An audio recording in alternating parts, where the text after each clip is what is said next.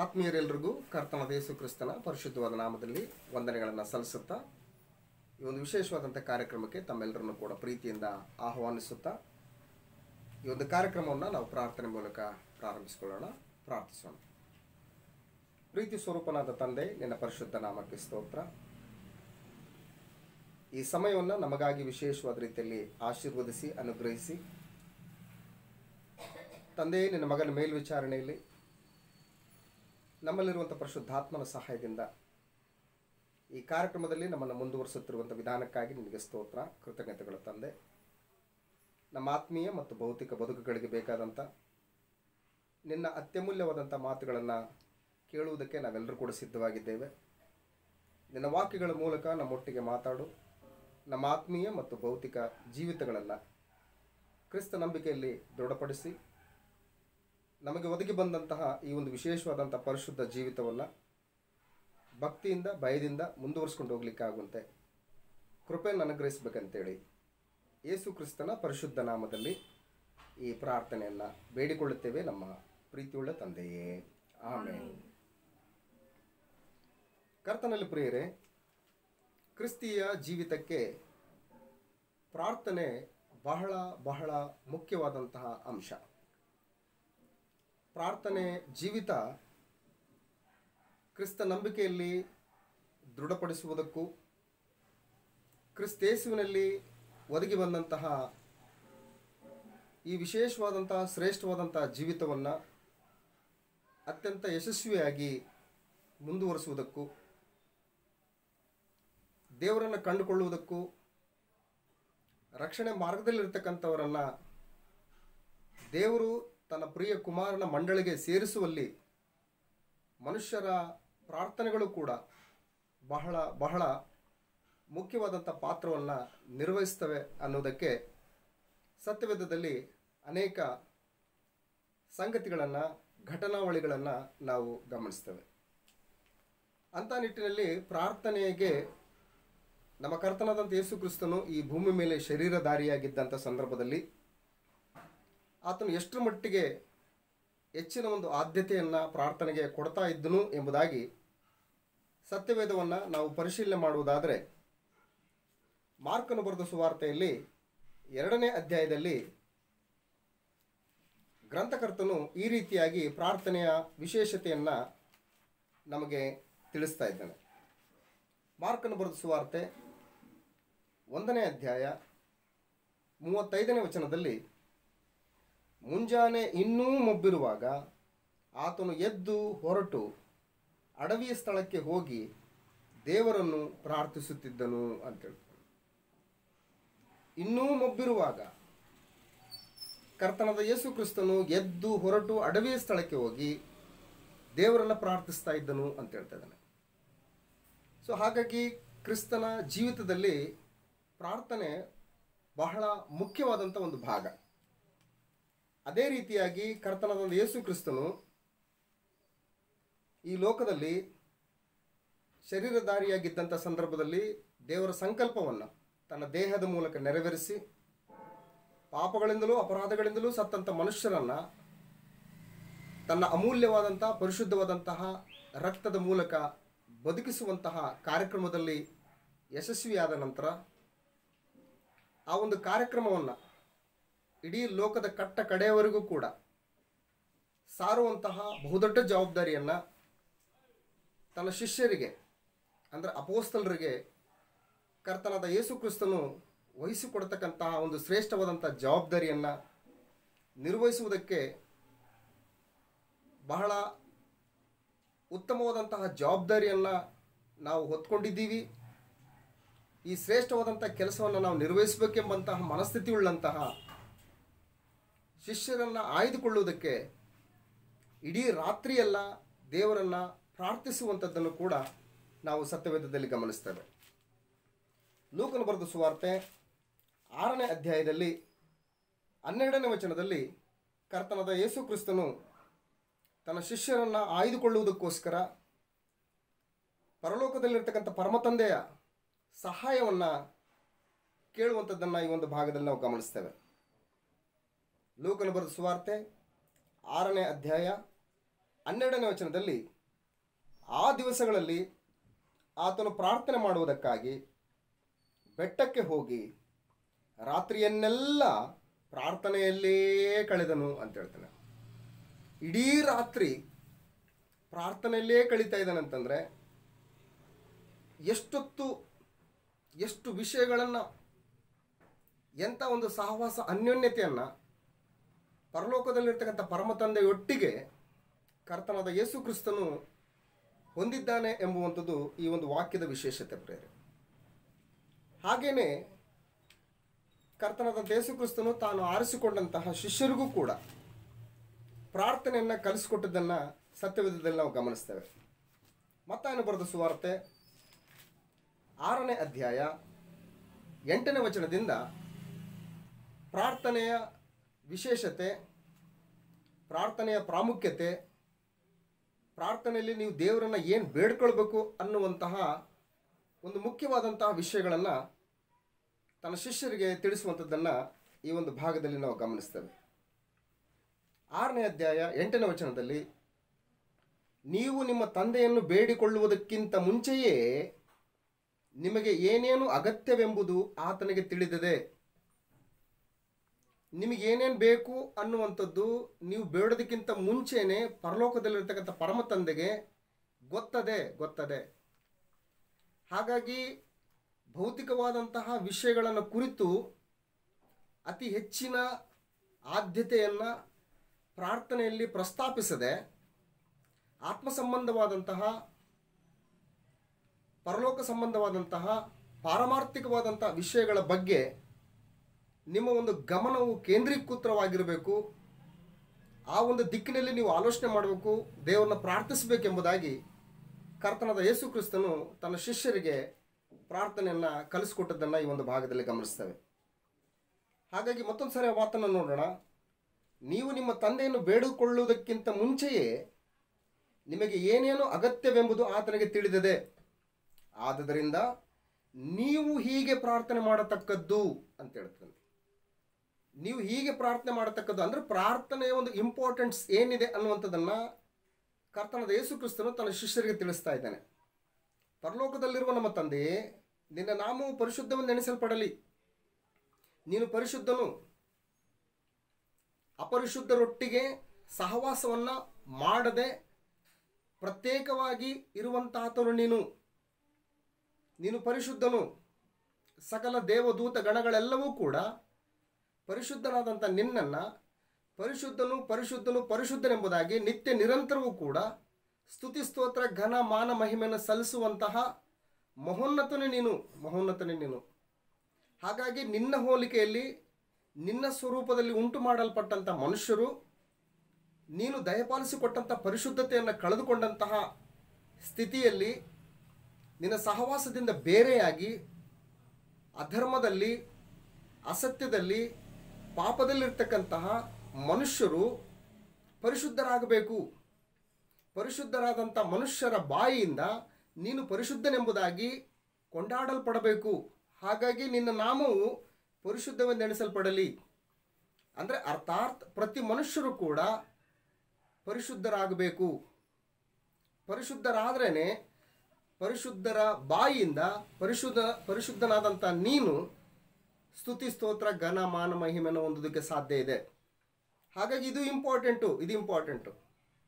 ಅದಕ್ಕೆ ಶಿಷ್ಯರಿಗೆ ಹೇಳ್ತಾ ಇದ್ದಾನೆ, ಪರಲೋಕದಲ್ಲಿರುವ ನಮ್ಮ ತಂದೆಯೇ, ನಿನ್ನ ನಾಮವು ಪರಿಶುದ್ಧವೆಂದು ಎಣಿಸಲ್ಪಡಲಿ. ಪ್ರತಿ ಮನುಷ್ಯರು ಪರಿಶುದ್ಧರಾಗಬೇಕು. ಪರಿಶುದ್ಧರ ಬಾಯಿಯಿಂದ ಪರಿಶುದ್ಧನಾದಂಥ ನಿನ್ನ ನಾಮ ಪರಿಶುದ್ಧವೆಂದು ಎಣಿಸಲ್ಪಡಬೇಕು. ಇದು ಬಹುಮುಖ್ಯವಾದಂಥ ಒಂದು ಅಂಶ. ಇನ್ನು ಮುಂದುವರೆದ ಭಾಗದಲ್ಲಿ ನಿನ್ನ ರಾಜ್ಯವು ಬರಲಿ. ನಿನ್ನ ರಾಜ್ಯ ಅಂತಂದರೆ ನಿನ್ನ ಪರಿಪಾಲನೆಗೆ ಅಧೀನರಾಗಬೇಕು. ನಿನ್ನ ಆಜ್ಞೆಗಳಿಗೆ ಒಳಪಟ್ಟು ಜೀವಿಸಬೇಕು.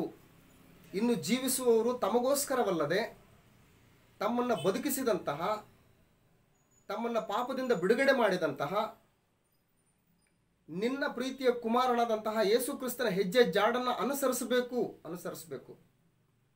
ಹಾಗಾಗಿ ಆತನ ಪರಿಪಾಲನೆಗೆ ವಿಧೇಯರಾಗಬೇಕು. ನಿನ್ನ ರಾಜ್ಯಕ್ಕೆ ಅವರು ಸೇರಿಸಲ್ಪಡಬೇಕು. ಎಂಬುದಾಗಿ ನೀವು ಪ್ರಾರ್ಥನೆ ಮಾಡಿ ಅಂತ ಹೇಳ್ತೇನೆ. ನಿನ್ನ ಚಿತ್ತವು ಪರಲೋಕದಲ್ಲೇ ನೆರವೇರೋ ಪ್ರಕಾರ ಭೂಲೋಕದಲ್ಲಿಯೂ ನೆರವೇರಲಿ. ಪರಲೋಕದಲ್ಲಿ ನಿನ್ನ ಚಿತ್ತ ನೆರವೇರ್ತಾ ಇದೆ, ಭೂಲೋಕದಲ್ಲಿ ಮನುಷ್ಯರ ಜೀವಿತದಲ್ಲಿ ನಿನ್ನ ಚಿತ್ತ ನೆರವೇರಬೇಕು. ನಿನ್ನ ಆಲೋಚನೆಗಳು, ನಿನ್ನ ಸಂಕಲ್ಪಗಳು, ನಿನ್ನ ಯೋಜನೆಗಳು ಮನುಷ್ಯನ ಜೀವಿತದಲ್ಲಿ ರಾರಾಜಿಸಬೇಕು, ಪರಿಪಾಲಿಸಲ್ಪಡಬೇಕು, ಆ ಚಿತ್ತ ನೆರವೇರಬೇಕು ಎಂಬುದಾಗಿ ಕರ್ತನಾದ ಯೇಸು ಕ್ರಿಸ್ತನು ತನ್ನ ಶಿಷ್ಯರಿಗೆ ಪ್ರಾರ್ಥನೆಯ ಒಂದು ವಿಶೇಷತೆಯನ್ನು ಕಲಿಸಿಕೊಟ್ಟದನ್ನು ನಾವು ಗಮನಿಸ್ತೇವೆ. ಇನ್ನು ಮುಂದುವರೆದ ಭಾಗದಲ್ಲಿ ಕರ್ತನಾದಂಥ ಯೇಸು ಕ್ರಿಸ್ತನು ಪ್ರಾರ್ಥನೆ ವಿಷಯದಲ್ಲಿ ಇದೇ ಮತ್ತಾಯನ ಬರೆದ ಸುವಾರ್ತೆ 6ನೇ ಅಧ್ಯಾಯದಲ್ಲಿ 25ನೇ ವಚನದಲ್ಲಿ ಹೇಳ್ತಾ ಇದ್ದಾನೆ, ಈ ಕಾರಣದಿಂದ ನಿಮ್ಮ ಪ್ರಾಣಾಧಾರಣೆಗೆ ಏನು ಊಟ ಮಾಡಬೇಕು, ಏನು ಕುಡಿಯಬೇಕು, ನಮ್ಮ ದೇಹ ರಕ್ಷಣೆಗೆ ಏನು ಹೊದ್ದುಕೊಳ್ಳಬೇಕು ಎಂದು ಚಿಂತೆ ಮಾಡಬೇಡ್ರಿ. ಇವುಗಳಿಗೋಸ್ಕರ ನೀವು ದೇವರ ಮುಂದೆ ನಿರಂತರವಾದಂಥ ಪ್ರಾರ್ಥನೆಯನ್ನು ಮಾಡಿ ದೇವರನ್ನು ಬೇಸರಗೊಳಿಸಬೇಡಿ. ಯಾಕೆಂದರೆ ಪರಲೋಕದಲ್ಲಿರ್ತಕ್ಕಂಥ ಪರಮ ತಂದೆ ನಿಮ್ಮ ತಂದೆ ಆತನು. ಕ್ರಿಸ್ತನಲ್ಲಿ ಸೇರುವುದಕ್ಕೆ ದೀಕ್ಷಾಸ್ಥಾನ ಮಾಡಿಸಿಕೊಂಡಂತಹ ಪ್ರತಿಯೊಬ್ಬರಿಗೂ ಕೂಡ ಪರಲೋಕದಲ್ಲಿರ್ತಕ್ಕಂಥ ಪರಮ ತಂದೆ ಆತನು. ತಂದೆಗೆ ಗೊತ್ತು ತನ್ನ ಮಕ್ಕಳಿಗೆ ಏನು ಬೇಕು ಅಂತೇಳಿ. ಹಾಗಾಗಿ ಇವುಗಳನ್ನು ಪದೇ ಪದೇ ದೇವರ ಮುಂದೆ ಪ್ರಾರ್ಥನೆಯಲ್ಲಿ ಪ್ರಸ್ತಾಪಿಸುವಂಥದ್ದು ಸೂಕ್ತ ಅಲ್ಲ. ಹಾಗಾಗಿ ಯಾವುದನ್ನು ಬೇಡಬೇಕು ಅನ್ನುವಂಥದ್ದನ್ನು ಈಗಾಗಲೇ ನಾವು ಗಮನಿಸಿದ್ದೀವಿ.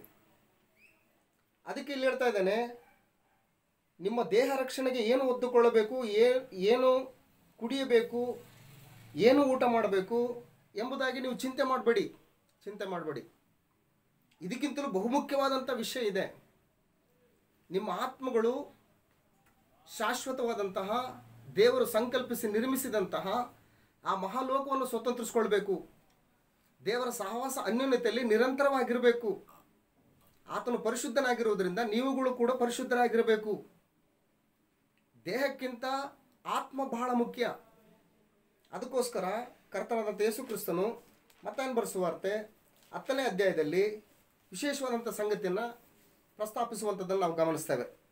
ಮತ್ತಾಯನ ಬರೆದ ಸುವಾರ್ತೆ 10ನೇ ಅಧ್ಯಾಯ 28ನೇ ವಚನದಲ್ಲಿ, ಇದಲ್ಲದೆ ದೇಹವನ್ನು ಕೊಂದು ಆತ್ಮವನ್ನು ಕೊಲ್ಲಲಾರದವರಿಗೆ ಹೆದರಬೇಡಿರಿ. ದೇಹವನ್ನು ಕೊಂದು ಆತ್ಮವನ್ನು ಕೊಲ್ಲಲಾರದವರಿಗೆ ಹೆದರಬೇಡ್ರಿ. ಆತ್ಮ ದೇಹ ಎರಡನ್ನೂ ಕೂಡ ನರಕದಲ್ಲಿ ಹಾಕಿ ನಾಶ ಮಾಡಬಲ್ಲಾತನಿಗೇ ಹೆದರಿರಿ ಅಂತ ಹೇಳ್ತೇನೆ. ಆತನಿಗೆ ಹೆದರ್ರಿ ನೀವು. ಹಾಗಾಗಿ ಆತ್ಮ ಶಾಶ್ವತವಾಗಿರ್ತಕ್ಕಂಥದ್ದು. ಮಣ್ಣಿನಿಂದ ಬಂದಂಥ ಈ ದೇಹ ಮಣ್ಣಿಗೆ ಪುನಃ ಸೇರಿಸಲ್ಪಡುವಂಥದ್ದು. ಆತ್ಮದ ವಿಷಯವಾಗಿ ನೀವು ಚಿಂತನೆ ಮಾಡಿ. ಯೋಹಾನ ಬರೆದ ಸುವಾರ್ತೆ 6ನೇ ಅಧ್ಯಾಯದಲ್ಲಿ 63ನೇ ವಚನದಲ್ಲಿ ನಮ್ಮ ಕರ್ತನಾದ ಯೇಸು ಕ್ರಿಸ್ತನು ಹೇಳ್ತಕ್ಕಂಥ ವಿಶೇಷವಾದಂಥ ಮಾತು. ಯೋಹಾನನು ಬರೆದ ಸುವಾರ್ತೆ 6ನೇ ಅಧ್ಯಾಯ 63ನೇ ವಚನದಲ್ಲಿ, ಬದುಕಿಸುವಂಥದ್ದು ಆತ್ಮವೇ, ಮಾಂಸವು ಯಾವುದಕ್ಕೂ ಬರುವುದಿಲ್ಲ. ಬದುಕಿಸುವಂಥದ್ದು ಆತ್ಮ, ಮಾಂಸ ಯಾವುದಕ್ಕೂ ಬರಲ್ಲ. ಸೊ ಹಾಗಾಗಿ ಪ್ರಾರ್ಥನೆಯ ವಿಶೇಷತೆ ಇದು. ಪ್ರಾರ್ಥನೆ ವಿಶೇಷತೆ ಕರ್ತನಾದ ಯೇಸು ಕ್ರಿಸ್ತನು ಪ್ರತಿ ಸಂದರ್ಭದಲ್ಲಿ ಪ್ರಾರ್ಥನೆ ಇಲ್ಲದೆ ಯಾವೊಂದು ಕೆಲಸವನ್ನು ಮಾಡಿದಂಥ ಉದಾಹರಣೆಗಳನ್ನು ನಾವು ಸತ್ಯವೇದದಲ್ಲಿ ಗಮನಿಸಲ್ಲ. ತಾನು ದೇವರ ಸಂಕಲ್ಪವನ್ನು ನೆರವೇರಿಸುವಂತಹ ಸಮಯ ಗಳಿಗೆ ಹತ್ತಿರವಾದಾಗಲೂ ಕೂಡ ಆತನು ಗೆತ್ಸೆಮನೆ ತೋಟದಲ್ಲಿ ದೇವರನ್ನು ಪ್ರಾರ್ಥಿಸುವಂಥದ್ದನ್ನು ನಾವು ಗಮನಿಸ್ತೇವೆ. ಎಂಥ ಪರಿಸ್ಥಿತಿಯಲ್ಲೂ ಕೂಡ ಪ್ರಾರ್ಥನೆ ಮಾಡೋದಕ್ಕೆ ನೀವು ಬೇಸರಗೊಳ್ಳಬೇಡಿ ಅಂತೇಳಿ ಲೂಕನ ಬರೆದ ಸುವಾರ್ತೆ 18ನೇ ಅಧ್ಯಾಯದಲ್ಲಿ ಕೂಡ ನಾವು ವಿಷಯವನ್ನು ಗಮನಿಸ್ತೇವೆ. ಲೂಕನ ಬರೆದ ಸುವಾರ್ತೆ 18ನೇ ಅಧ್ಯಾಯದಲ್ಲಿ ವಿಷಯವನ್ನು ಗಮನಿಸುವುದಾದರೆ, ಬೇಸರಗೊಳ್ಳದೆ ಯಾವಾಗಲೂ ಪ್ರಾರ್ಥನೆ ಮಾಡುತ್ತಿರಬೇಕೆಂಬುದಕ್ಕೆ ಆತನವರಿಗೆ ಒಂದು ಸಾಮ್ಯವನ್ನು ಹೇಳಿದನು ಅಂತ ಹೇಳ್ತದೆ. ಈ ಸಾಮ್ಯವನ್ನು ನೀವು ಮನೆಯಲ್ಲಿ ಓದ್ಕೊಳ್ಳಿ. ಬೇಸರಗೊಳ್ಳದೆ ನೀವು ಪ್ರಾರ್ಥನೆ ಮಾಡಬೇಕು ಪ್ರತಿ ಸಂದರ್ಭದಲ್ಲಿ. ಹಾಗಾಗಿ ಪ್ರಾರ್ಥನೆಯ ಒಂದು ವಿಶೇಷತೆ ಕ್ರೈಸ್ತರಾದಂತಹ ಪ್ರತಿಯೊಬ್ಬರು ಕೂಡ ಅರ್ಥ ಮಾಡಿಕೊಂಡು ಅದರಲ್ಲಿ ತಮ್ಮನ್ನು ತಾವು ತೊಡಗಿಸಿಕೊಂಡು ಪ್ರಾರ್ಥನೆ ಮೂಲಕ ಒದಗಿ ಬರುವಂತಹ ದೈವಿಕ ಸಮಾಧಾನವನ್ನು, ದೈವಿಕ ಚಿಂತನೆಗಳನ್ನು ಹೊಂದಿಕೊಂಡು ಅತ್ಯುತ್ತಮವಾದಂಥ ಜೀವಿತವನ್ನು ಜೀವಿಸಬೇಕೆಂಬುದಾಗಿ ದೇವರ ಒಂದು ಅಪೇಕ್ಷೆ ಆಗಿದೆ ಪ್ರಿಯರೇ. ಹಾಗಾಗಿ ಅಪೊಸ್ತಲನಾದಂಥ ಪೌಲನು ಕೂಡ ಫಿಲಿಪಿಯವರಿಗೆ ಬರೆದ ಪತ್ರಿಕೆ 4ನೇ ಅಧ್ಯಾಯದಲ್ಲಿ ವಿಷಯವನ್ನು ಆತನು ಬಹಳ ವಿಶೇಷವಾದ ರೀತಿಯಲ್ಲಿ ತಿಳಿಸುವಂಥದ್ದನ್ನು ನಾವು ಗಮನಿಸ್ತೇವೆ. ಫಿಲಿಪಿ ಪತ್ರಿಕೆ 4ನೇ ಅಧ್ಯಾಯದಲ್ಲಿ ವಿಷಯವನ್ನು ಗಮನಿಸಿದರೆ 4ನೇ ವಚನದಲ್ಲಿ, ಫಿಲಿಪಿಯವರಿಗೆ ಬರೆದ ಪತ್ರಿಕೆ 4ನೇ ಅಧ್ಯಾಯ 4ನೇ ವಚನದಲ್ಲಿ, ಯಾವಾಗಲೂ ಕರ್ತನಲ್ಲಿ ಸಂತೋಷಿಸಿರಿ, ಸಂತೋಷ ಪಡಿರಿ ಎಂದು ತಿರುಗಿ ಹೇಳುತ್ತೇನೆ. ಸಂತೋಷ ಪಡುವಂಥದ್ದು ಕ್ರೈಸ್ತರ ವಿಶೇಷವಾದಂತಹ ಒಂದು ಜೀವಿತ. ಅದು ಯಾವಾಗಲೂ ಅಂತ ಹೇಳ್ತಾನೆ. ಯಾವಾಗಲೂ ಸಂತೋಷ ಪಡುವಂಥದ್ದು ಲೋಕದಲ್ಲಿ ಅಸಾಧ್ಯ. ಆದರೆ ಯಾರ್ಯಾರು ಕ್ರಿಸ್ತನಲ್ಲಿರ್ತಾರೋ, ಯಾರ್ಯಾರು ಕ್ರಿಸ್ತನನ್ನು ಅಂಗೀಕರಿಸಿಕೊಂಡಿರ್ತಾರೋ, ಕ್ರಿಸ್ತನನ್ನು ಧರಿಸಿಕೊಂಡಿರ್ತಾರೋ, ಕ್ರಿಸ್ತನ ಹೆಜ್ಜೆ ಜಾಡನ್ನು ಅನುಸರಿಸುವುದಕ್ಕೆ ಮುಂದಾಗಿರ್ತಾರೋ ಅವರುಗಳು ಯಾವಾಗಲೂ ಕೂಡ ಕರ್ತನಲ್ಲಿ ಸಂತೋಷ ಪಡುವುದಕ್ಕೆ ಸಾಧ್ಯ ಇದೆ. ಹೇಗೆ ಅಂತಂದರೆ 6ನೇ ವಚನದಲ್ಲಿ ವಿಷಯವನ್ನು ಗಮನಿಸೋಣ. ಫಿಲಿಪ್ಪಿ ಪತ್ರಿಕೆ 4ನೇ ಅಧ್ಯಾಯ 6ನೇ ವಚನದಲ್ಲಿ, ಯಾವ ಸಂಬಂಧವಾಗಿಯೂ ಚಿಂತೆ ಮಾಡದೆ ಸರ್ವ ವಿಷಯದಲ್ಲಿ ದೇವರ ಮುಂದೆ ಕೃತಜ್ಞತಾಸ್ತುತಿಯನ್ನು ಪ್ರಾರ್ಥನೆ ವಿಜ್ಞಾಪನೆಗಳನ್ನೂ ಮಾಡುತ್ತಾ ನಿಮಗೆ ಬೇಕಾದದ್ದನ್ನು ತಿಳಿಯಪಡಿಸಿರಿ ಅಂತ ಹೇಳ್ತಾನೆ. ಪ್ರಾರ್ಥನೆಯಲ್ಲಿ ಮೊದಲನೇದಾಗಿ ಕೃತಜ್ಞತಾಸ್ತುತಿ, ಥ್ಯಾಂಕ್ಸ್ ಗಿವಿಂಗ್. ದಿನದ ಆರಂಭದಿಂದ ಅಂತ್ಯದವರೆಗೆ ದೇವರು ನಿಮ್ಮನ್ನು ನಡೆಸಿದಂತಹ ವಿಧಾನವನ್ನು ಕುರಿತು, ದೇವರು ನಿಮಗೆ ಒದಗಿಸಿಕೊಟ್ಟಂತಹ ಅನ್ನ, ನೀರು, ವಸತಿ, ವಸ್ತ್ರ, ಆರೋಗ್ಯ ಭಾಗ್ಯ, ಕುಟುಂಬ ಕ್ಷೇಮ, ಆದಾಯದ ಸಂಪನ್ಮೂಲ, ಇವೆಲ್ಲವುಗಳಿಗೋಸ್ಕರ ಕೃತಜ್ಞತೆಯನ್ನು ಸಲ್ಲಿಸಬೇಕು. ಅಷ್ಟು ಮಾತ್ರವಲ್ಲದೆ ಆತ್ಮ ಸಂಬಂಧವಾಗಿ ಪಾಪಗಳಿಂದಲೂ ಅಪರಾಧಗಳಿಂದಲೂ ಸತ್ತಂತಹ ಪ್ರತಿ ಮನುಷ್ಯರನ್ನು ಕೂಡ ಬದುಕಿಸುವುದಕ್ಕೋಸ್ಕರ, ನಿತ್ಯವಾದಂತಹ ಜೀವಿತವನ್ನು ದಯಪಾಲಿಸುವುದಕ್ಕೋಸ್ಕರ ಕರ್ತನಾದ ಯೇಸು ಕ್ರಿಸ್ತನನ್ನು ನಮ್ಮ ಪಾಪಗಳಿಗೆ ಬದಲಾಗಿ ಆತನನ್ನು ದಂಡಿಸಿ ನಮ್ಮ ಪರಿಶುದ್ಧತೆಗೋಸ್ಕರ ಆತನ ಪರಿಶುದ್ಧ ರಕ್ತವನ್ನು ಧಾರೆ ಎರೆದಂತಹ ನಮ್ಮ ಕರ್ತನಾದಂಥ ಯೇಸು ಕ್ರಿಸ್ತನಿಗೋಸ್ಕರ ತಂದೆಯಾದ ದೇವರಿಗೆ ಕೃತಜ್ಞತೆಯನ್ನು ಸಲ್ಲಿಸಬೇಕು. ಆತ್ಮ ಸಂಬಂಧವಾದಂಥ ಜೀವಿತವನ್ನು ಅತ್ಯಂತ ವಿಶೇಷವಾದ ರೀತಿಯಲ್ಲಿ ಮುಂದುವರಿಸ್ಕೊಂಡು ಹೋಗಬೇಕೆಂಬುದಾಗಿ ದೇವರಿಗೆ ಕೃತಜ್ಞತೆಯನ್ನು ಸಲ್ಲಿಸಬೇಕು ಅಂತ ಹೇಳ್ತಾನೆ. ಒಂದನೇದ್ದು. ಎರಡನೇದ್ದು ಪ್ರಾರ್ಥನೆ. ಕೃತಜ್ಞತಾ ಸ್ತುತಿ ಆಯಿತು. ಆಮೇಲೆ ಪ್ರಾರ್ಥನೆ ಅನ್ನುವಂಥದ್ದು ಪ್ರಾರ್ಥನೆ ಅಂತಂದರೆ ಬೇಡಿಕೊಳ್ಳುವುದು. ದೇವಾ, ನನ್ನ ಆತ್ಮೀಯ ಜೀವಿತಕ್ಕೆ ಇದು ನನಗೆ ಅವಶ್ಯಕವಾಗಿದೆ, ಬೇಡ್ಕೊಳ್ಳೋದು. ಆಮೇಲೆ ವಿಜ್ಞಾಪನೆ ಅಂತಂದರೆ ಇಟ್ ಇಸ್ ರಿಕ್ವೆಸ್ಟ್, ಮನವಿಗಳನ್ನು ಮಾಡುತ್ತಾ ನಿಮಗೆ ಬೇಕಾದದ್ದನ್ನು ತಿಳಿಸಿಪಡಿಸಿರಿ. ಆಗ ಎಲ್ಲ ಗ್ರಹಿಕೆಯನ್ನು ಮೀರುವ ದೇವಶಾಂತಿಯು ನಿಮ್ಮ ಹೃದಯಗಳನ್ನು, ಆಲೋಚನೆಗಳನ್ನು, ಯೋಚನೆಗಳನ್ನು ಕ್ರಿಸ್ತ ಯೇಸುವಿನಲ್ಲಿ ಕಾಯುವುದು ಅಂತ ಹೇಳ್ತಾರೆ. ಹಾಗಾಗಿ ಪ್ರಾರ್ಥನೆ ಮೂಲಕ ನಮ್ಮ ಬದುಕಿನಲ್ಲಿ ಏನೆಲ್ಲ ಲಭ್ಯ ಆಗ್ತವೆ ಅಂತಕ್ಕಂಥದ್ದು ಈ ಒಂದು ವಾಕ್ಯ ಭಾಗದಲ್ಲಿ ನಾವು ಗಮನಿಸ್ತೇವೆ. ಅದಕ್ಕೆ ಅಪೊಸ್ತಲನಾದಂಥ ಪೌಲನು ಕೊಲಸ್ಸವರಿಗೆ ಬರೆದ ಪತ್ರಿಕೆಯಲ್ಲಿ ತಾನು ಪ್ರಾರ್ಥನೆಯನ್ನು ಮಾಡ್ತಾ ಇದ್ದಾನೆ. ಯಾವ ರೀತಿ ಪ್ರಾರ್ಥನೆ ಮಾಡ್ತಾ ಇದ್ದಾನೆ ಒಂದ್ಸರಿ ಗಮನಿಸೋಣ. ಕೊಲಸ್ಸವರಿಗೆ ಬರೆದ ಪತ್ರಿಕೆ 1ನೇ ಅಧ್ಯಾಯ 9ನೇ ವಚನದಲ್ಲಿ, ಆದ ಕಾರಣ ನಾವು ನಿಮ್ಮ ಸುದ್ದಿಯನ್ನು ಕೇಳಿದ ದಿವಸದಿಂದ ನಿಮಗೋಸ್ಕರ ಪ್ರಾರ್ಥಿಸುವುದನ್ನು ಬಿಡದೆ ಅಂತ ಹೇಳ್ತಾನೆ. ನಿಮಗೋಸ್ಕರ ಪ್ರಾರ್ಥಿಸುವುದನ್ನು ಬಿಡದೆ ಅದನ್ನು ಡಿಸ್ಕಂಟಿನ್ಯೂ ಮಾಡದೆ ಕಂಟಿನ್ಯೂ ಆಗಿ ಮಾಡ್ತಾ ಇದ್ದೀನಿ ಅಂತ ಹೇಳ್ತಾನೆ. ಏನನ್ನ? ಪ್ರಾರ್ಥನೆಯನ್ನ ಬಿಡದೆ ಪ್ರಾರ್ಥನೆ ಮಾಡ್ತಾ ಇದ್ದಾನಂತೆ. ಆ ಪ್ರಾರ್ಥನೆಯಲ್ಲಿ ಏನಿದೆ ವಿಶೇಷತೆಗಳು ಅಂತಂದ್ರೆ, ನಂಬರ್ 1, ನೀವು ಸಕಲ ಆತ್ಮೀಯ ಜ್ಞಾನವನ್ನು ಗ್ರಹಿಕೆಯನ್ನೂ ಹೊಂದಿ. ನೋಡಿ, ಪ್ರಾರ್ಥನೆಯಲ್ಲಿ ಇಂಪಾರ್ಟೆನ್ಸ್ ಏನಿದೆ? ನಿತ್ಯತ್ವಕ್ಕೆ ಸಂಬಂಧಪಟ್ಟಂತಹ ವಿಷಯಗಳನ್ನು ಪ್ರಸ್ತಾಪ ಮಾಡ್ತಾ ಇದ್ದಾನೆ ಹೊರತಾಗಿ ತಾತ್ಕಾಲಿಕವಾದಂಥವುಗಳ ವಿಷಯದಲ್ಲಿ ಪ್ರಸ್ತಾಪ ಮಾಡ್ತಾ ಇಲ್ಲ. ಇದು ವಿಶೇಷತೆ. ನೀವು ಸಕಲ ಆತ್ಮೀಯ ಜ್ಞಾನವನ್ನು ಗ್ರಹಿಕೆಯನ್ನು ಹೊಂದಿ ಕರ್ತನ ಚಿತ್ತದ ವಿಷಯವಾದ ತಿಳುವಳಿಕೆಯಿಂದ ತುಂಬಿಕೊಂಡು ಆತನಿಗೆ ಯೋಗ್ಯರಾಗಿ ನಡೆದು ಎಲ್ಲ ವಿಧದಲ್ಲಿ ಆತನನ್ನು ಸಂತೋಷಪಡಿಸುವವರಾಗಿರಬೇಕೆಂತಲೂ ನೀವು ಸಕಲ ಸತ್ಕಾರ್ಯವೆಂಬ ಫಲವನ್ನು ಕೊಡುತ್ತಾ ದೇವಜ್ಞಾನದಿಂದ ಅಭಿವೃದ್ಧಿಯಾಗುತ್ತಿರಬೇಕೆಂತಲೂ ಆತನ ಮಹಿಮಾ ಶಕ್ತಿಯ ಪ್ರಕಾರ ಪರಿಪೂರ್ಣ ಬಲ ಹೊಂದಿ ಬಲಿಷ್ಠರಾಗಿ ಆನಂದಪೂರ್ವಕವಾದ ತಾಳ್ಮೆಯನ್ನು ದೀರ್ಘಶಾಂತಿಯನ್ನು ಯಾವಾಗಲೂ ತೋರಿಸುವವರಾಗಿರಬೇಕೆಂತಲೂ ಬೆಳಕಿನ ರಾಜ್ಯದೊಳಗೆ ದೇವಜನರ ಬಾಧ್ಯತೆಯಲ್ಲಿ ಪಾಲುಗಾರರಾಗುವುದಕ್ಕೆ ನಿಮ್ಮನ್ನು ಯೋಗ್ಯರನ್ನಾಗಿ ಮಾಡಿದ ತಂದೆಗೆ ಕೃತಜ್ಞತಾಸ್ತುತಿ ಮಾಡುವವರಾಗಿರಬೇಕೆಂತಲೂ ದೇವರನ್ನು ಬೇಡಿಕೊಳ್ಳುತ್ತೇನೆ ಅಂತ ಹೇಳ್ತಾನೆ. ಎಂಥ ಅದ್ಭುತವಾದಂತಹ, ಮಾನವನ ಆಲೋಚನೆಗೆ ನಿಲುಕಲಾರದಂತಹ, ಮಾನವನು ಯಾವತ್ತೂ ಕೂಡ ಈ ರೀತಿಯಾದಂಥ ವಿಷಯಗಳನ್ನು ಪ್ರಾರ್ಥನೆ ಮೂಲಕ ನಾನು ಹೊಂದಿಕೊಳ್ಳಬೇಕು ಎಂಬಂಥ ಚಿಂತನೆ ಇಲ್ಲದೇ ಇರುವಂತಹ ವಿಷಯಗಳನ್ನು ಅಪೊಸ್ತಲನಾದಂಥ ಪೌಲನು ಇಲ್ಲಿ ದೇವರಿಗೆ ಪ್ರಾರ್ಥನೆ ಮಾಡ್ತಾ ಇದ್ದಾನೆ. ಇದು ಇವತ್ತು ನಿಜವಾದಂತಹ ಪ್ರಾರ್ಥನೆ, ಇವತ್ತು ನಮ್ಮಗಳಿಗೆ ಅವಶ್ಯಕತೆ ಇರತಕ್ಕಂಥ ಪ್ರಾರ್ಥನೆ. ಹಾಗಾಗಿ ಪ್ರಾರ್ಥನೆ ಬಹಳ ಬಹಳ ಮುಖ್ಯ. ಹಾಗಾಗಿ ಪ್ರಾರ್ಥನೆಯಲ್ಲಿ ನಾವು ಏನು ಬೇಡ್ಕೊಳ್ಬೇಕು ಅನ್ನೋದು ಕೂಡ ಬಹಳ ಮುಖ್ಯ. ಎಫೆಸ ಪತ್ರಿಕೆಯಲ್ಲಿ ವಿಷಯವನ್ನು ಗಮನಿಸೋಣ. ಎಫೆಸದವರಿಗೆ ಬರೆದ ಪತ್ರಿಕೆ 1ನೇ ಅಧ್ಯಾಯದಲ್ಲಿ ಪೌಲನ ಪ್ರಾರ್ಥನೆ ಹೇಗಿದೆ ಅನ್ನುವಂಥದ್ದನ್ನು ಒಂದ್ಸಾರಿ ಗಮನಿಸೋಣ. ಅಪೊಸ್ತಲನಾದಂಥ ಪೌಲನು ಎಫೆಸದವರಿಗೆ ಬರೆದ ಪತ್ರಿಕೆ 1ನೇ ಅಧ್ಯಾಯ 15ನೇ ವಚನದಲ್ಲಿ, ಹೀಗಿರಲಾಗಿ ಕರ್ತನಾದ ಯೇಸುವಿನಲ್ಲಿ ನೀವು ಇಟ್ಟಿರುವ ನಂಬಿಕೆಯನ್ನು ಕುರಿತು, ದೇವಜನರೆಲ್ಲರಿಗೆ ನೀವು ತೋರಿಸುವ ಪ್ರೀತಿಯನ್ನು ಕುರಿತು ಕೇಳಿ ನಾನು ನಿಮ್ಮ ನಿಮಿತ್ತವಾಗಿ ಎಡೆಬಿಡದೆ ದೇವರಿಗೆ ಸ್ತೋತ್ರ ಮಾಡ್ತೇನೆ. ಇತರರ ಆತ್ಮೀಯ ಜೀವಿತದ ಕ್ಷೇಮಾಭಿವೃದ್ಧಿಗೋಸ್ಕರ ಪೌಲನು ಎಡೆಬಿಡದೆ ದೇವರಿಗೆ ಪ್ರಾರ್ಥನೆ ಮಾಡ್ತಾ ಇದ್ದಾನೆ. ನಾವು ಎಷ್ಟರ ಮಟ್ಟಿಗೆ ಮಾಡ್ತಾ ಇದ್ದೇವೆ ಇತರರ ಆತ್ಮೀಯ ಕ್ಷೇಮಾಭಿವೃದ್ಧಿಗೋಸ್ಕರ?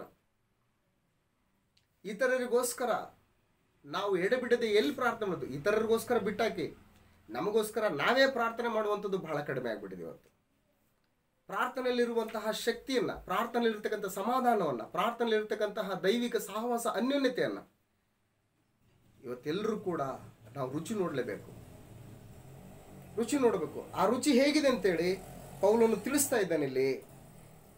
ನಾನು ನಿಮ್ಮ ನಿಮಿತ್ತವಾಗಿ ಎಡಬಿಡದೆ ದೇವರಿಗೆ ಸ್ತೋತ್ರ ಮಾಡ್ತೇನೆ. ನನ್ನ ಪ್ರಾರ್ಥನೆಗಳಲ್ಲಿ, ಆತನ ಪ್ರಾರ್ಥನೆಗಳಲ್ಲಿ ಏನೆಲ್ಲ ಅಂಶಗಳಿವೆ ಅನ್ನೋದನ್ನು ಗಮನಿಸೋಣ ಪ್ರಿಯರೇ. ನಿಮಗೋಸ್ಕರ ವಿಜ್ಞಾಪನೆ ಮಾಡಿ ನಮ್ಮ ಕರ್ತನಾದ ಯೇಸು ಕ್ರಿಸ್ತನ ದೇವರು, ಪ್ರಭಾವ ಸ್ವರೂಪನಾದ ತಂದೆಯೂ ಆಗಿರುವ ಆತನು, ಕರ್ತನಾದ ಯೇಸು ಕ್ರಿಸ್ತನಿಗೂ ಕೂಡ ದೇವರಿದ್ದಾರೆ. ಆತನೇ ತಂದೆಯಾಗಿರುವಂಥ ದೇವರು. ಆತನಿಗೆ ಪ್ರಾರ್ಥನೆ ಮಾಡ್ತಾ ಇದ್ದಾನೆ ಏನಂತೇಳಿ, ತನ್ನ ವಿಷಯವಾಗಿ ತಿಳುವಳಿಕೆಯನ್ನು ಕೊಟ್ಟು, ಅಂದ್ರೆ ತಂದೆಯಾದ ದೇವರು ಯಾರು ಎಂಬಂತ ತಿಳುವಳಿಕೆ ಬರಬೇಕು ಪ್ರಜೆಗಳಿಗೆ. ಇವತ್ತು ಬಹಳಷ್ಟು ಜನ ಕ್ರೈಸ್ತರು ತಂದೆಯಾದ ದೇವರೇ ಯೇಸು ಕ್ರಿಸ್ತನು, ಯೇಸು ಕ್ರಿಸ್ತನೇ ಪರಿಶುದ್ಧಾತ್ಮನು, ಪರಿಶುದ್ಧಾತ್ಮನೇ ಯೇಸು ಕ್ರಿಸ್ತನು, ಯೇಸು ಕ್ರಿಸ್ತನೇ ತಂದೆಯಾದ ದೇವರು, ಎಲ್ಲ ಒಂಥರ ಗಲಿಬಿಲಿ ಬೋಧನೆ ಈ ಒಂದು ವಿಷಯದಲ್ಲಿ. ತಂದೆನೇ ಯೇಸು ಕ್ರಿಸ್ತನು, ಯೇಸು ಕ್ರಿಸ್ತನೇ ಪರಿಶುದ್ಧಾತ್ಮನು, ಮತ್ತು ಪರಿಶುದ್ಧಾತ್ಮನೇ ಯೇಸು ಕ್ರಿಸ್ತನು, ಯೇಸು ಕ್ರಿಸ್ತನೇ ತಂದೆಯಾದಂಥ ದೇವರು. ಒಬ್ಬರೇ ಮೂರು ಪಾತ್ರಗಳನ್ನು ಮಾಡಿದ್ದಾರೆ, ಮೂವರು ಒಬ್ಬರೇ ಅನ್ನುವಂತಹ ಒಂದು ವಿಚಿತ್ರವಾದಂತಹ ಒಂದು ನಂಬಿಕೆ, ಬೋಧನೆಗಳು ಈ ಲೋಕದಲ್ಲಿ ತುಂಬಿಕೊಂಡ್ಬಿಟ್ಟಿದ್ದೇವೆ. ಅದಕ್ಕೆ ಪೌಲನು ತನ್ನ ಪ್ರಾರ್ಥನೆಯಲ್ಲಿ ಬಹಳ ಮುಖ್ಯವಾಗಿ ಏನು ಹೇಳ್ತಾ ಇದ್ದಾನೆ ಅಂತಂದರೆ, ನಮ್ಮ ಕರ್ತನಾದ ಯೇಸು ಕ್ರಿಸ್ತನ ದೇವರು, ಯೇಸು ಕ್ರಿಸ್ತನಿಗೂ ಕೂಡ ದೇವರಿದ್ದಾರೆ. ಆತನೇ ತಂದೆಯಾಗಿರುವಂಥ ದೇವರು, ಆತನೇ ಸರ್ವಶಕ್ತನಾದಂಥ ದೇವರು, ಆತನೇ ಸಕಲ ಯುಗಗಳ ಅರಸನು, ಆತನೇ ನಿರ್ಲಯನು. 1 ತಿಮೋತಿ ಪತ್ರಿಕೆಯಲ್ಲಿ ನಾವು ಸಂಗತಿಯನ್ನು ಗಮನಿಸ್ತೇವೆ. ಅಗಮ್ಯವಾದ ಬೆಳಕಿನಲ್ಲಿ ವಾಸ ಮಾಡತಕ್ಕಂಥ ಆತನು ಕರ್ತನಾದ ಯೇಸು ಕ್ರಿಸ್ತನ ದೇವರು, ಕರ್ತನಾದ ಯೇಸು ಕ್ರಿಸ್ತನ ತಂದೆ. ಆ ತಂದೆ ತನ್ನ ವಿಷಯವಾಗಿ ತಿಳುವಳಿಕೆಯನ್ನು ಕೊಟ್ಟು ಇದುವರೆಗೆ ಗುಪ್ತವಾಗಿದ್ದ ಸತ್ಯಾರ್ಥಗಳನ್ನು ತಿಳ್ಕೊಳ್ಳುವ ಜ್ಞಾನವುಳ್ಳ ಆತ್ಮವನ್ನು ನಿಮಗೆ ದಯಪಾಲಿಸಬೇಕು. ಜ್ಞಾನವುಳ್ಳ ಆತ್ಮವನ್ನು, ಪರಿಶುದ್ಧಾತ್ಮನ ನಿಮಗೆ ದಯಪಾಲಿಸಬೇಕು. ಆ ಜ್ಞಾನವುಳ್ಳ ಆತ್ಮನ ಸಹಾಯದಿಂದ ತಂದೆಯಾದ ದೇವರು ಯಾರು, ಕರ್ತನಾದ ಯೇಸು ಕ್ರಿಸ್ತನು ಯಾರು, ಪರಿಶುದ್ಧಾತ್ಮನು ಯಾರು, ಪರಲೋಕದಲ್ಲಿರ್ತಕ್ಕಂಥ ಪರಮ ತಂದೆಯ ಸಂಕಲ್ಪಕ್ಕನುಸಾರವಾಗಿ ಕರ್ತನಾದ ಯೇಸು ಕ್ರಿಸ್ತನು ಆ ಸಂಕಲ್ಪವನ್ನು ನೆರವೇರಿಸಿ, ಆ ಸಂಕಲ್ಪದ ಮೂಲಕ ಪ್ರತಿ ಜನರು ಕೂಡ ಕರ್ತನಾದ ಯೇಸು ಕ್ರಿಸ್ತನ ಮೂಲಕ ತಂದೆಯಾದ ದೇವರ ಬಳಿಗೆ ಸೇರಬೇಕಂತಕ್ಕಂತಹ ಒಂದು ವಿಷಯವಾದ ತಿಳುವಳಿಕೆ ಪ್ರತಿಯೊಬ್ಬರಿಗೂ ಕೂಡ ಮುಟ್ಟಬೇಕಂತೇಳಿ ಜ್ಞಾನವುಳ್ಳ ಆತ್ಮವನ್ನು ನಿಮಗೆ ದಯಪಾಲಿಸಬೇಕೆಂದು ಪ್ರಾರ್ಥಿಸ್ತೀನಿ ಅಂತ ಹೇಳ್ತಾನೆ. ಎಷ್ಟು ಇಂಪಾರ್ಟೆಂಟ್ ಇದೆ ಈ ವಿಷಯ. ಆತನು ನಿಮ್ಮ ಮನೋನೇತ್ರಗಳನ್ನು ಬೆಳಗಿಸಿ ನಿಮ್ಮ ಅಂತರಂಗದ ಕಣ್ಣುಗಳನ್ನು ತೆಗಿಬೇಕು. ಆಗ್ಲೇ ಮೇಲಿರುವಂಥವುಗಳು ಏನೇನಂತೇಳಿ ಗೊತ್ತಾಗತ್ತೆ. ಭೌತಿಕವಾದಂಥ ಕಣ್ಣನ್ನು ತೆಗೆದ್ರೆ ಭೂಸಂಬಂಧವಾದಂಥವುಗಳು ಏನೆಂಬುದು ಗೊತ್ತಾಗುತ್ತೆ. ಮನೋನೇತ್ರಗಳನ್ನು ತೆಗೆದ್ರೆ ಪಾರಮಾರ್ಥಿಕವಾದಂಥ ವಿಷಯಗಳು ಗೊತ್ತಾಗ್ತವೆ ಅಂತ ಹೇಳ್ತಾನೆ. ಆತನಿಂದ ಕರೆಸಿಕೊಂಡವರು ನಿರೀಕ್ಷಿಸುವ ಪದವಿ ಎಂಥದ್ದು? ಕರ್ತನಾದ ಯೇಸು ಕ್ರಿಸ್ತನ ಸುವಾರ್ತೆಯ ಮೂಲಕ ಕರೆಯಲ್ಪಟ್ಟಂತಹ ಪ್ರಜೆಗಳು ನಿರೀಕ್ಷಿಸುವಂಥ ಪದವಿ ಎಂಥದ್ದು? ದೇವಜನರೆಂಬ ಆತನ ಸ್ವಾಸ್ಥ್ಯದ ಮಹಿಮಾತಿಶಯವೂ ಎಂಥದ್ದೆಂಬುದನ್ನು, ನಂಬುವವರಾದ ನಮ್ಮಲ್ಲಿ ಆತನು ಸಾಧಿಸುವ ಪರಾಕ್ರಮವು ಎಷ್ಟು ಅತಿಶಯವಾದದ್ದೆಂಬುದನ್ನು ನೀವು ತಿಳ್ಕೊಳ್ಳುವಂತೆ ಅನುಗ್ರಹಿಸಲಿ ಅಂತ ಹೇಳ್ತಾನೆ. ಇವೆಲ್ಲ ತಿಳ್ಕೊಳ್ಳೋದಕ್ಕೆ ನಿಮಗೆ ಶಕ್ತಿ ಬರಬೇಕು. ನೀವು ಇದನ್ನೆಲ್ಲ ತಿಳ್ಕೊಳ್ಬೇಕಂತೇಳಿ ಪೌಲನು ಪ್ರಾರ್ಥನೆ ಮಾಡ್ತಾ ಇದ್ದಾನೆ. ಹಾಗಾಗಿ ಪ್ರಾರ್ಥನೆ ಬಹಳ ಬಹಳ ಮುಖ್ಯ ಆತ್ಮ ಸಂಬಂಧವಾದಂಥ ಜೀವಿತಕ್ಕೆ, ನಿತ್ಯ ಜೀವನ ಸ್ವತಂತ್ರಿಸ್ಕೊಳ್ಳೋದಕ್ಕೆ, ಅದರೊಟ್ಟೊಟ್ಟಿಗೆ ಭೌತಿಕವಾದಂತಹ ಅಗತ್ಯತೆಗಳನ್ನು ಪೂರೈಸ್ಕೊಳ್ಳೋದಕ್ಕೂ ಕೂಡ ಪ್ರಾರ್ಥನೆ ಬಹಳ ಮುಖ್ಯ, ಬಹಳ ಮುಖ್ಯ. ನಮ್ಗೆ ಹುಷಾರಲ್ಲ ಅಂತ ಇಟ್ಕೊಳ್ಳಿ, ಆರೋಗ್ಯ ಸರಿಯಿಲ್ಲ ಅಂತ ಇಟ್ಕೊಳ್ಳಿ, ಕರ್ತನಾದ ಯೇಸು ಕ್ರಿಸ್ತನ ಒಂದು ಮಾತು ಹೇಳ್ತಾ ಇದ್ದಾನೆ, ರೋಗದಿಂದಿರುವವರಿಗೆ ವೈದ್ಯನು ಬೇಕು ಅಂತ ಹೇಳ್ತಾನೆ. ಹಾಗಾಗಿ ರೋಗವನ್ನು ವಾಸಿ ಮಾಡೋದಕ್ಕೆ ದೇವರು ವೈದ್ಯರನ್ನೇ ನೇಮಿಸಿದ್ದಾನೆ. ದೇಹಕ್ಕೆ ಸಂಬಂಧಪಟ್ಟಂತಹ ಜ್ಞಾನವನ್ನು, ತಿಳುವಳಿಕೆಯನ್ನು, ವಿವೇಕವನ್ನು ಅವರು ಅಭ್ಯಾಸ ಮಾಡಿ ದೇಹವನ್ನು ಸುಸ್ಥಿತಿಯಲ್ಲಿ, ದೇಹಕ್ಕೆ ಉಂಟಾದಂಥ ಹಾನಿಯನ್ನು ಸರಿಪಡಿಸಿ ಸ್ವಸ್ಥತೆಯನ್ನು ದಯಪಾಲಿಸುವಂಥ ಜ್ಞಾನವನ್ನು ವೈದ್ಯರಿಗೆ ಕೊಟ್ಟಿರುವುದರಿಂದ ಆ ವೈದ್ಯರ ಸಹಾಯದಿಂದ ಚಿಕಿತ್ಸೆಯನ್ನು ಪಡೆದುಕೊಂಡು ಎಲ್ಲ ವೈದ್ಯರಿಗಿಂತಲೂ ಘನವೈದ್ಯನಾಗಿರ್ತಕ್ಕಂತಹ ಕರ್ತನಾದ ಯೇಸು ಕ್ರಿಸ್ತನ ಸಹಾಯವನ್ನು ಪಡ್ಕೊಂಡು ಚಿಕಿತ್ಸೆಯಲ್ಲಿ ನೀವು ಸಫಲರಾಗಿ, ನೀವು ತೆಗೆದುಕೊಳ್ತಕ್ಕಂತಹ ಒಂದು ಚಿಕಿತ್ಸೆಯನ್ನು ಪ್ರಾರ್ಥನೆ ಮೂಲಕ ಅದನ್ನು ಸ್ವೀಕಾರ ಮಾಡಿಕೊಳ್ಳಿ. ವೈದ್ಯರು ಬರೆದು ಕೊಡ್ತಕ್ಕಂತಹ ಮಾತ್ರೆಗಳನ್ನು, ಔಷಧಿಗಳನ್ನು ಪ್ರಾರ್ಥನೆ ಮೂಲಕ ಅವುಗಳನ್ನ ಸೇವಿಸಿ, ವೈದ್ಯೋಪಚಾರದ ಜೊತೆಗೆ ಪ್ರಾರ್ಥನೆ ಸಹಾಯವೂ ಕೂಡ ಬೇಕು, ಪ್ರಾರ್ಥನೆ ಕೂಡ ಅವಶ್ಯಕತೆ ಇದೆ. ಹಾಗಾಗಿ ಈ ವಿಷಯಗಳಲ್ಲಿ ಬಹಳ ಬಹಳ ತಿಳುವಳಿಕೆ ಬೇಕಾಗಿದೆ ನಮ್ಮಗಳಿಗೆ. ಭೌತಿಕ ಕೊರತೆಗಳನ್ನು ನೀಗಿಸುವುದಕ್ಕೂ ಕೂಡ ಪ್ರಾರ್ಥನೆ ಬೇಕು. ಅವೆಲ್ಲದಕ್ಕಿಂತಲೂ ಹೆಚ್ಚಾಗಿ ಆತ್ಮ ಸಂಬಂಧವಾದಂಥ ವಿಷಯಗಳಲ್ಲಿ ನಾವುಗಳು ಅತ್ಯುನ್ನತವಾದಂಥ ಸ್ಥಿತಿಯನ್ನು ಸಾಧಿಸಿಕೊಳ್ಳೋದಕ್ಕೆ ಪ್ರಾರ್ಥನೆ ಬಹಳ ಬಹಳ ಮುಖ್ಯವಾದಂಥದ್ದು, ಬಹಳ ಮುಖ್ಯವಾದಂಥದ್ದು. ಹಾಗಾಗಿ ಪ್ರಾರ್ಥನೆ ಜೀವಿತ ಕ್ರಿಸ್ತಿಯ ಜೀವಿತಕ್ಕೆ ಅತ್ಯಮೂಲ್ಯವಾದಂತಹ ಒಂದು ಭಾಗ. ಹಾಗಾಗಿ ಪ್ರಾರ್ಥನೆ ವಿಷಯದಲ್ಲಿ ನಾವು ಯಾರೂ ಕೂಡ ಬೇಸರಗೊಳ್ಳಬಾರ್ದು, ಯಾವಾಗಲೂ ಪ್ರಾರ್ಥನೆ ಮಾಡ್ತಾ ಇರಬೇಕು ಎಂಬುದಾಗಿ ನಮ್ಮ ಕರ್ತನಾದಂಥ ಯೇಸು ಕ್ರಿಸ್ತನು ಒತ್ತಿ ಒತ್ತಿ ಒತ್ತಿ ಒತ್ತಿ ಹೇಳ್ತಕ್ಕಂಥದ್ದನ್ನು ನಾವು ಗಮನಿಸ್ತೇವೆ. ಹಾಗಾಗಿ ಎಂಥವರ ಪ್ರಾರ್ಥನೆಯನ್ನು ಕೇಳ್ತಾ ಇದ್ದಾನೆ ಅಂತಂದರೆ, ಕರ್ತನಾದಂಥ ಯೇಸು ಕ್ರಿಸ್ತನು ಈ ಭೂಮಿ ಮೇಲೆ ಶರೀರಧಾರಿಯಾಗಿದ್ದಂಥ ಸಂದರ್ಭದಲ್ಲಿ ತಾನು ದೇವರ ಕುಮಾರನು, ದೇವರಿಂದ ಕಳಿಸಲ್ಪಟ್ಟಂತಹ ಮೆಸ್ಸಿಯನು ಎಂಬುದಾಗಿ ಅನೇಕ ಸೂಚಕ ಕಾರ್ಯಗಳನ್ನು, ಅದ್ಭುತ ಕಾರ್ಯಗಳನ್ನು ಈ ಲೋಕದಲ್ಲಿ ನಡೆಸುವಂಥ ಸಂದರ್ಭದಲ್ಲಿ ದೇವರ ಕಾರ್ಯಕ್ರಮಗಳು, ದೇವರಿಗೆ ಮಹಿಮೆ ಉಂಟಾಗ್ತಕ್ಕಂತಹ ಅನೇಕ ಅದ್ಭುತ ಕಾರ್ಯಗಳಲ್ಲಿ ಅದ್ಭುತ ಕಾರ್ಯವನ್ನು ಹೊಂದಿರುವಂತಹ ಒಬ್ಬ ವ್ಯಕ್ತಿ, ಹುಟ್ಟು ಕುರುಡನಾದಂಥ ಒಬ್ಬ ವ್ಯಕ್ತಿ ಎಂಥವರ ಪ್ರಾರ್ಥನೆಯನ್ನು ದೇವರು ಕೇಳ್ತಾನೆ ಎಂಬುದಾಗಿ ಆತನು ಹೇಳುವಂಥದ್ದನ್ನು ಈ ಭಾಗದಲ್ಲಿ ಗಮನಿಸೋಣ.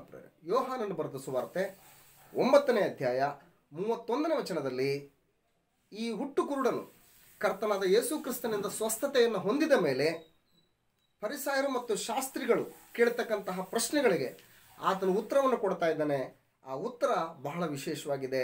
ಆ ಉತ್ತರದಲ್ಲಿ ದೇವರು ಎಂಥವರ ಪ್ರಾರ್ಥನೆಯನ್ನು ಕೇಳ್ತಾನೆ ಎಂಬುದಾಗಿ ಈ ಆತನ ಮಾತಿನಲ್ಲಿ ನಾವು ಒಂದ್ಸರಿ ಗಮನಿಸೋಣ. 31ನೇ ವಚನದಲ್ಲಿ ಆ ಹುಟ್ಟು ಕುರುಡನು ಸ್ವಸ್ಥತೆಯನ್ನು ಹೊಂದಿದ ಮೇಲೆ, ಆ ಹುಟ್ಟು ಕುರುಡನು ಸ್ವಸ್ಥತೆಯನ್ನು ಹೊಂದಿದ ನಂತರ ಹೇಳ್ತಕ್ಕಂಥ ಮಾತು, ಭಕ್ತಿಹೀನರ ಪ್ರಾರ್ಥನೆಯನ್ನು ದೇವರು ಕೇಳುವುದಿಲ್ಲ. ಯಾವನು ಭಕ್ತನಾಗಿದ್ದು ಆತನ ಚಿತ್ತದಂತೆ ನಡೆಯುತ್ತಾನೋ ಅವನ ಪ್ರಾರ್ಥನೆಯನ್ನು ಕೇಳುತ್ತಾನೆಂದು ಬಲ್ಲೆವು ಅಂತ ಹೇಳ್ತಾನೆ. ಸೊ ವಿ ನೋ, ನಮಗೆ ಗೊತ್ತಿದೆ ಯಾರ ಪ್ರಾರ್ಥನೆ ಕೇಳ್ತಾನೆ ದೇವರು ಅಂತಂದರೆ, ಭಕ್ತಿಹೀನರ ಪ್ರಾರ್ಥನೆಯನ್ನು ಕೇಳುವುದಿಲ್ಲ. ಯಾವನು ಭಕ್ತನಾಗಿದ್ದು ಆತನ ಚಿತ್ತದಂತೆ ನಡೀತಾನೋ ಅವನ ಪ್ರಾರ್ಥನೆಯನ್ನು ದೇವರು ಕೇಳ್ತಾನೆ. ಸೊ ಹಾಗಾಗಿ ಪ್ರಿಯರೇ, ನಾವೆಲ್ಲರೂ ಕೂಡ ಪ್ರಾರ್ಥನೆ ಮಾಡಬೇಕು.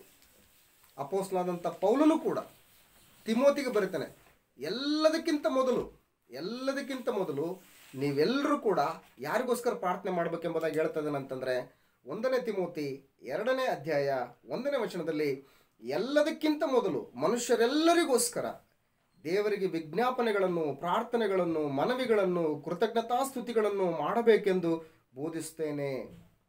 ನಮಗೆ ಸುಖ ಸಮಾಧಾನಗಳು ಉಂಟಾಗಿ ನಾವು ಪೂರ್ಣ ಭಕ್ತಿಯಿಂದಲೂ ಗೌರವದಿಂದಲೂ ಕಾಲಕ್ಷೇಪ ಮಾಡುವಂತೆ ಅರಸುಗಳಿಗಾಗಿಯೂ ಎಲ್ಲ ಅಧಿಕಾರಿಗಳಿಗಾಗಿಯೂ ವಿಜ್ಞಾಪನೆಗಳನ್ನು ಮಾಡಬೇಕು. ಹಾಗೆ ಮಾಡುವುದು ನಮ್ಮ ರಕ್ಷಕನಾದ ದೇವರ ಸನ್ನಿಧಿಯಲ್ಲಿ ಮೆಚ್ಚುಗೆಯಾಗಿಯೂ ಯೋಗ್ಯವಾಗಿಯೂ ಅದೇ. ಎಲ್ಲ ಮನುಷ್ಯರು ರಕ್ಷಣೆಯನ್ನು ಹೊಂದಿ ಸತ್ಯದ ಜ್ಞಾನಕ್ಕೆ ಸೇರಬೇಕೆಂಬುದು ಆತನ ಚಿತ್ತವಾಗಿದೆ ಅಂತ ಹೇಳ್ತಾ ಇದ್ದಾನೆ. ಅಂದರೆ ಪ್ರಾರ್ಥನೆ ಇಂಪಾರ್ಟೆನ್ಸ್ ಹೇಳ್ತಾ ಇದ್ದಾನೆ, ಪ್ರಾರ್ಥನೆಯ ಪ್ರಾಮುಖ್ಯತೆಯನ್ನು ಹೇಳ್ತಾ ಇದ್ದಾನೆ. ಹಾಗೆ ತಪ್ಪದೆ ಪ್ರಾರ್ಥನೆ ಮಾಡೋಣ, ಬೇಸರಗೊಳ್ಳದೆ ಪ್ರಾರ್ಥನೆ ಮಾಡೋಣ, ಭಕ್ತಿವಂತರಾಗಿ ಪ್ರಾರ್ಥನೆ ಮಾಡೋಣ. ಭಕ್ತಿಹೀನರಾಗಿ ಪ್ರಾರ್ಥನೆ ಮಾಡೋದು ಬೇಡ. ಕಪಟಿಗಳ ಹಾಗೆ ಜನರು ನೋಡಲಿ ಎಂದು ಪ್ರಾರ್ಥನೆ ಮಾಡುವುದು ಬೇಡ. ಅಂತರಂಗವನ್ನು ಪರಿಶೋಧಿಸುವಂಥ ಪರಮ ತಂದೆಗೆ, ಅಂತರಂಗದ ವಿಷಯಗಳನ್ನು ಪರಿಗ್ರಹಿಸುವಂತಹ ಪರಮ ತಂದೆಗೆ ದೇವರ ಸಮಕ್ಷಮದಲ್ಲಿ ನಿಂತುಕೊಂಡು ಯಥಾರ್ಥವಾಗಿ ದೀನ ಭಾವದಿಂದ ನಮ್ಮನ್ನು ನಾವು ತಗ್ಗಿಸಿಕೊಂಡು ದೇವರಿಗೆ ಪ್ರಾರ್ಥನೆ ಮಾಡೋಣ. ಸಕಲ ಮನುಷ್ಯರು ರಕ್ಷಣೆ ಹೊಂದಬೇಕು. ಸಕಲ ಮನುಷ್ಯರು ದೇವರ ಸಂಕಲ್ಪಕ್ಕೆ ವಿಧೇಯರಾಗಬೇಕು. ದೇವರ ಯೋಜನೆಗೆ ಒಳಗಾಗಬೇಕು. ಪರಿಶುದ್ಧರಾಗಿ ಬದುಕಬೇಕು. ಕ್ರಿಸ್ತನ ಪರಿಪಾಲನೆಗೆ ಅಧೀನರಾಗಬೇಕು. ಕ್ರಿಸ್ತನ ಮೂಲಕ ಅನುಗ್ರಹಿಸುವಂತಹ ನಿತ್ಯ ಜೀವನ ಪ್ರತಿಯೊಬ್ಬರು ಕೂಡ ಹೊಂದಿಕೊಳ್ಳಬೇಕು. ಈ ದೇಶ ಸಮೃದ್ಧಿಕರವಾಗಿ, ಈ ಪ್ರಪಂಚ ಸಮೃದ್ಧಿಕರವಾಗಿ, ಸುಶಾಂತಿಯಿಂದ, ಸುಭೀಕ್ಷೆಯಿಂದ ಪ್ರತಿ ಮನುಷ್ಯರು ಕೂಡ ಬದುಕಿ ತಮ್ಮನ್ನು ಬದುಕಿಸುತ್ತಿರುವಂತಹ ಕಾಲಕಾಲಕ್ಕೆ ಸುಗ್ಗಿ ಕಾಲಗಳನ್ನು, ಮಳೆ ಬೆಳೆಯನ್ನು ಕೊಟ್ಟು ನೀತಿವಂತರನ್ನು ಅನೀತಿವಂತರನ್ನು ಕೂಡ ಸಂರಕ್ಷಿಸುವಂತಹ ಪರಮ ತಂದೆಯ ಆಲೋಚನೆಗಳನ್ನು ತಿಳ್ಕೊಳ್ಳುವಂತಹ ಹೃದಯಗಳು, ಮನಸ್ಥಿತಿಗಳು ಪ್ರತಿಯೊಬ್ಬರಲ್ಲೂ ಉಂಟಾಗಿ ಸಕಲ ಮನುಷ್ಯರು ಸತ್ಯಕ್ಕೆ ಸೇರಬೇಕೆನ್ನುವಂತಹ ಪ್ರಾರ್ಥನೆಯನ್ನು ನಾವೆಲ್ಲರೂ ಕೂಡ ಮಾಡುವಂಥ ಅವಶ್ಯಕತೆ ಇದೆ. ಹಾಗಾಗಿ ಪ್ರಾರ್ಥನೆ ಕ್ರಿಸ್ತಿಯ ಜೀವಿತಕ್ಕೆ ಬಹಳ ಬಹಳ ಮುಖ್ಯವಾದಂಥ ಒಂದು ಭಾಗ. ತಪ್ಪದೆ ಪ್ರಾರ್ಥನೆ ಮಾಡೋಣ. ಸಕಲ ವಿಷಯದಲ್ಲಿ ದೇವರಿಗೆ ವಿಜ್ಞಾಪನೆಯನ್ನು ಮಾಡೋಣ. ಕೃತಜ್ಞತಾಸ್ತುತಿ ಸಲ್ಲಿಸೋಣ. ಆತನನ್ನು ಬೇಡಿಕೊಳ್ಳೋಣ, ಬೇಸರಗೊಳ್ಳದೆ. ಹಾಗಾಗಿ ಒಂದು ಹಾಡು ಈ ಒಂದು ಪ್ರಾರ್ಥನೆ ವಿಷಯದಲ್ಲಿ ಬಹಳ ಚಿರಪರಿಚಿತವಾದಂಥ ಹಾಡು, ನಮಗೆಲ್ಲರೂ ಗೊತ್ತಿದೆ. ಆ ಹಾಡು ಈ ಒಂದು ಸಂದರ್ಭಕ್ಕೆ ಸೂಕ್ತ ಅಂತೇಳಿ ನಾನು ಭಾವಿಸ್ತೇನೆ. ಆ ಹಾಡು ಪ್ರಾರ್ಥನೆ ಭಕ್ತಿಗೆ ಗುರುತು, ಒಳ್ಳೆ ಗುರುತು. ಪ್ರಾರ್ಥನೆ ಭಕ್ತಿಗೆ ಗುರುತು, ಒಳ್ಳೆ ಗುರುತು. ನೀನು ಪ್ರಾರ್ಥನೆಯಿಂದಲೇ ಬಾಳುವಿ ಕಲಿತು. ನೀನು ಪ್ರಾರ್ಥನೆಯಿಂದಲೇ ಬಾಳುವಿ ಕಲಿತು. ಪ್ರಾರ್ಥನೆ ಭಕ್ತನ ಬಲವು, ದೊಡ್ಡ ಬಾಲವು. ಪ್ರಾರ್ಥನೆ ಭಕ್ತನ ಬಲವು, ದೊಡ್ಡ ಬಾಲವು. ನೀನು ಪ್ರಾರ್ಥನೆಯಿಂದಲೇ ಬಾಳುವಿ ಕಲಿತು. ನೀನು ಪ್ರಾರ್ಥನೆಯಿಂದಲೇ ಬಾಳುವಿ ಕಲಿತು. ಪ್ರಾರ್ಥನೆ ಬಹಳ ಮುಖ್ಯವಾದಂಥ ಭಾಗ. ಈ ಪ್ರಾರ್ಥನೆ ಮೂಲಕ ದೇವರು ನಮ್ಮ ಆತ್ಮೀಯ ಮತ್ತು ಭೌತಿಕ ಬದುಕುಗಳನ್ನು ಕ್ರಿಸ್ತ ನಂಬಿಕೆಯಲ್ಲಿ ದೃಢಪಡಿಸಲಿ. ಕ್ರಿಸ್ತನ ಹೆಜ್ಜೆ ಜಾಡನ್ನು ಅನುಸರಿಸುವುದಕ್ಕೆ ಸಹಾಯವನ್ನು ಮಾಡಲೆಂಬುದಾಗಿ ದೇವರ ಹತ್ರ ನಾವು ಪ್ರಾರ್ಥನೆ ಮಾಡೋಣ. ಆತ್ಮೀಯ ಜೀವಿತಗಳನ್ನು, ಭೌತಿಕ ಬದುಕುಗಳನ್ನು ಪ್ರಾರ್ಥನೆಯ ಸಹಾಯದಿಂದ ದೇವರು ಕೋರಿಕೊಂಡಂಥ ರೀತಿಯಲ್ಲಿ ಮುಂದುವರ್ಸ್ಕೊಂಡು ಹೋಗ್ಲಿಕ್ಕಾಗುವಂತೆ ದೇವರು ನಮಗೆ ಸಹಾಯ ಮಾಡಲಿ. ತಮ್ಮೆಲ್ಲರಿಗೂ ಕೂಡ ಮತ್ತೊಂದು ಸಾರಿ ಕರ್ತನಾದ ಯೇಸು ಕ್ರಿಸ್ತನ ಹೆಸರಿನಲ್ಲಿ ವಂದಿಸುತ್ತಾ ಈ ಒಂದು ವಾಕ್ಯ ಭಾಗವನ್ನು ಇಲ್ಲಿಗೆ ಮುಕ್ತಾಯ ಮಾಡೋಣ. ಎಲ್ರಿಗೂ ವಂದನೆಗಳು.